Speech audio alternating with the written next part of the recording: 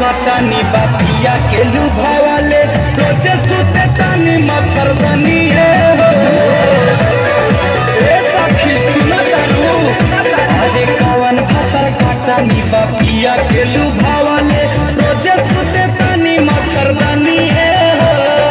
कवाने हो रूप में बापिया के लुभावाले कवाने हो रूप में बापिया के लुभावाले सेज बना करे खरा कुटिए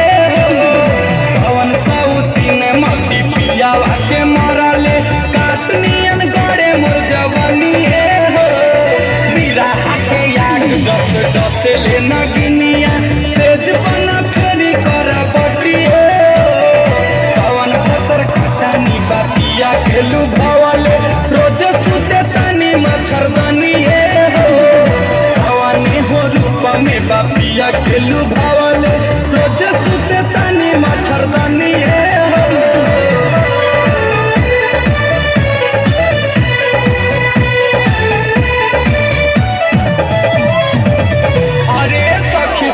कहियो नहीं खेवत हमर बलमुआ तनी धान कूटे पोखरी एकदम छुरा के फाटा